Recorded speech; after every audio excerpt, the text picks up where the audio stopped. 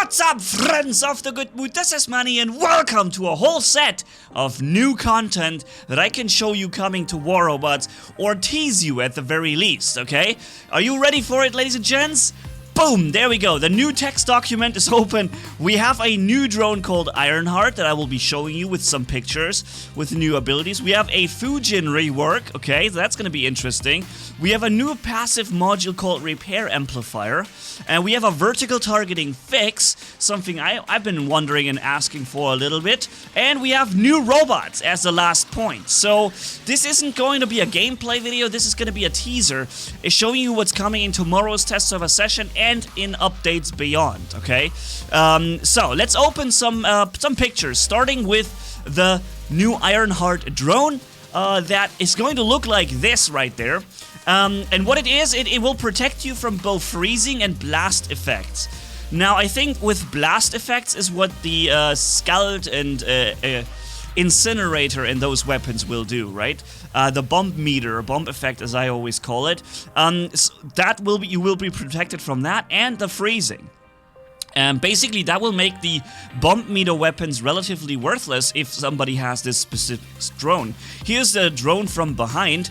I like the freezing effects on it too. So no extra damage from shells or cryogenic weapons. It will especially be helpful in future updates, it is said. And the description says the Ironheart has a frozen heart, beautiful, powerful, dangerous, cold, and hot. It can be both a warm and warm your robot when necessary, or cool it down. Ironheart is made of iron and looks like an iron. What irony! I get the feeling they're trying to trick me into saying iron a bunch of times here very quickly. So, special ability, Frozen Heart of Ironheart. Well, interesting. When your robot receives freezing or blast effects, it removes and it's removed, and the robot gains immunity to these corresponding effects, similar to what anti-control does with your robot, right? You basically stagger the effect until it triggers, and then boots, it's removed, and you're immune to that effect also for a couple of seconds. And the chip slots are going to be AC, so a weapon slot for the drone. It will be able to fire weapons at your enemy too. By the way, it looks like it's sliding on the ground. I don't know if it's hovering above the ground. We'll see. But yeah, so one AC weapon slot, and then we're gonna have two C slots. That's the resistance slot. For example, on repair use, defense is a C slot, right? You can have 160 resistance if you have two of them for 7 seconds every time you activate repair. As an example with those two C slots. And then you have an A slot for suppressor, lockdowner, and so on, right? So that would be the drone called Ironheart, a new drone coming into the game. To me, it doesn't sound overpowered or something at this point. It's like just an addition to customize yourself a little more and protect you, for example, against those explosion things or freezing, which we didn't really have before. Although, wait a minute. Anti-control also protected you from freezing, didn't it? Any of those negative effects were being removed, only blast effects were not. So it kind of overlaps with the effect of the anti-control. How will it work when you have this and anti-control on your robot? Will both trigger? Or will only one trigger and the other is basically just safe and will be triggered later? I don't know, just a question to throw in. We have the Fujin Rework, and you guys know that the Fujin has been, the basically defining symbol on our War Robot symbol for so long now, right? This is the War Robot symbol right here. When you see it in your phone or on the Play Store, this is what it'll usually look like.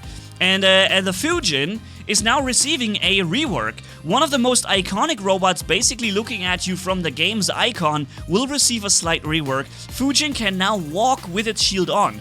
A small change, but we expect that it will have an impact on lower leagues. And I think another thing would be really awesome if the Fujin had a Aegis shield instead of a blue regular Ansel type shield, because then you could really use it, because I feel like at this point like 70% of all weapons in use right now are bypassing blue shields, making blue shields, well, relatively useless in most cases. And having this as an Aegis shield you know, would make it so that finally the shields would gain popularity again, and robots like Fujin, Carnage, and some others, like even the Ansel shield itself, would really be useful again if you could use it against all type of weapons, you know. But yeah, so let's keep going, ladies and gentlemen. We have a new passive module, Repair Amplifier, and for that I actually do not have an image. I only have the text or the description. A new module that works on the rails of nuclear amplifiers, so basically similar to that. You can have them both next to each other if you want, but it boosts your survivability instead of damage, right? For each certain amount of damage you've taken, your robot gains a small bonus to regeneration for the entire battle. And basically when you have a passive regeneration, let's say you have a pilot skill that passively regenerates you, or you periodically use a repair unit, you'll receive a bonus to your repair, both from the regular ticks of your healing from the pilot, and also to your active module healing. You'll repair more when you use it. This is how I understand it. I could be wrong, but I think this is how it's meant. And the next thing is, when the maximum bonus is reached, similar to what the nuclear amplifier does, when you stacked 80 of those effects, you'll gain a massive health boost, right, or health back boost on the nuclear amplifier. And the same as here, just differently. When the maximum bonuses are reached or stacked, the robot receives a defense point and receives defense points, so resistance, and restores the percentage of gray durability itself. Not all of it, but some of it, I think, will be restored of the gray unrepairable damage. And if you combine this with the nuclear amplifier that also gives you a health back, that would be a great combination, I think. When installing several such modules, the speed of receiving bonuses is increased, but not their maximum health back effect. So if, for example, if you're getting hit by sonic weapons, or if you just got taken damage and you healed back and you're taking damage and you health back, then you'll receive the gray HP area that you can normally not repair back. Now you'll be able to repair some of it back, not all of it. So also pretty interesting. Then we have a vertical targeting fix, something I feel like should have been coming way sooner. I don't know if it's the full extent of what I was hoping for, but let's read the text, okay? The text says as followed. Last but not least, it's not even last, by the way. A small improvement to the targeting system. There's two things in there, actually. So there's a more focus on what's in front of you, which I've been, joking about for so long. And there's a vertical targeting fix. Both of it is in here, apparently. And it will fix the problem when you couldn't target someone exactly above or below you. It is a known problem for Muromets, for example, or the Fafnir, but actually it occurs on many other robots as well. With this fix, we are tweaking the targeting system so it won't lock on to robots on the edges of the screen. Now, I'm not sure if this is the same thing that they mean, but right now they've mentioned Muromets and Fafnir, and you know that the Fafnir is currently really broken, in my opinion. I've made several videos showing this, where you can hover over someone and shoot down on him from right up top above him, and the guy down below, he cannot even defend himself because his targeting system doesn't go as this high, right?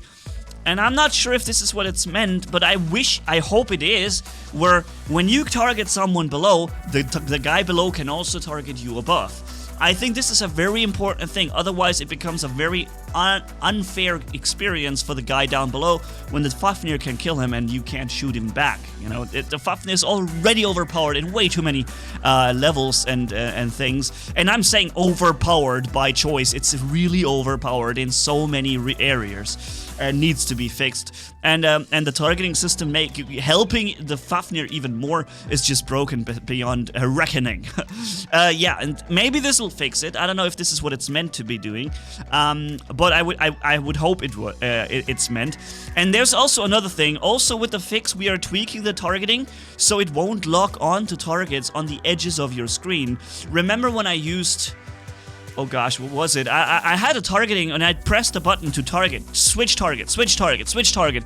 And I got targets way far back, out of my weapons range, so far away from my center where I was looking. I was aiming at a guy here and I kept getting targets there, and I think this is what they're meaning. Like, the more center something is to your screen, the more likely it is now to be targeted first or again if you hit the retargeting option. Something very useful, I gotta say. In case you really need to pesky robot coming from the flank, if you do want to lock on to somebody coming from the outside of your screen or somewhere like close to the edges, then you will now have to aim at him and then hit the targeting system. And it makes sense because you obviously want to shoot him, so you're going to look at him, you know. This is the fix. They will lock on to targets in the center more often, which in most cases in enemy is that enemy you really try to focus. Exactly, right? That's the thing that I was joking about a little often recently, and it seems like they're working this into a fix now. Nice. And again, if Pixonic, if what I'm saying isn't included yet, the thing that if you can aim down on someone, the guy down below must be able to aim back at you up too. I hope if this is not included here yet, then please include it too. Because this needs to be done, right? That Orochi, for example, is a robot that has a very restricted aiming up. So as soon as something is just slightly above him, he can no longer target it. And there's other robots as well, and the Fafnir is able to target way too far down. He should be receiving basically a nerf on how far down he can target, or otherwise, or except like the other way around, all robots below can target just as much up. Now, new robots. This is probably the most interesting thing. However, I do not really show the full robots yet, right? I can, however, tease them and give you some examples. Are you ready for it? Boom, that's the first teaser that we can give. It looks like... it looks a bit like... It reminds me a bit of Ares and stuff. I don't know. But this is going to be a new robot that I can tease a little bit. It's gonna be the front and the cockpit of the robot, obviously. And the second robot looks like this. And I feel like with the second one, I have even something to say about it. Look, this isn't the same robots, it's a different one. Both are new robots that will be introduced to the game soon. And you know what this reminds me of? This reminds me of the Nemesis. Remember the Nemesis? Let me have a look at it. I do have a Nemesis on my account. There. It reminds me of this part of the Nemesis. See that? Except the Nemesis has basically like a shut locking it tight that opens up and then reveals the built-in rocket launchers. Also, one rocket launcher will come out here on top of the Nemesis, right?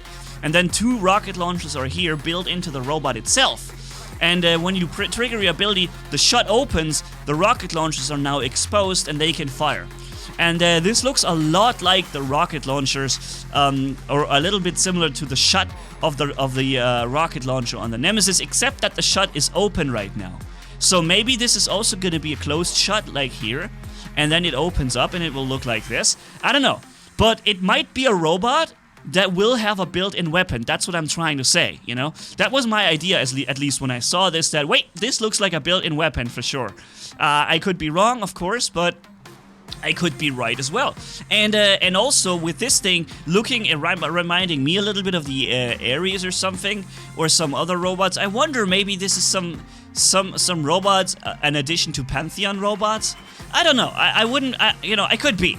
It just could be. That's all I have to say at this point. But yeah, so ladies and gentlemen, this was the video. It's 13 minutes long already. Holy smokes, so much talking and blah blah. Here's the summary of all the things again. New drone, Fujin Rework, passive module repair amplifier, targeting fix, and the new robots down below. Let's see how this stuff will pan out. Tomorrow's test server will have the gameplay, and if you haven't yet subscribed, ladies and gentlemen, I would appreciate if you do. We just reached 350,000 subscribers, which is pretty awesome on the channel. Imagine when we started this whole thing, what a long way we've already come, right? Thanks to you guys out there, that was awesome. And yes, let's see what we can get. 400,000 will be a new, really crazy. I'm gonna come up with something awesome to celebrate that. Some special, you know, maybe also a giveaway or something. We'll see. And for now, this is it. Ladies and gents, see you tomorrow in the test server where we test some of the new things I explained. And yeah, have a good one. Manni signing off. Bye-bye.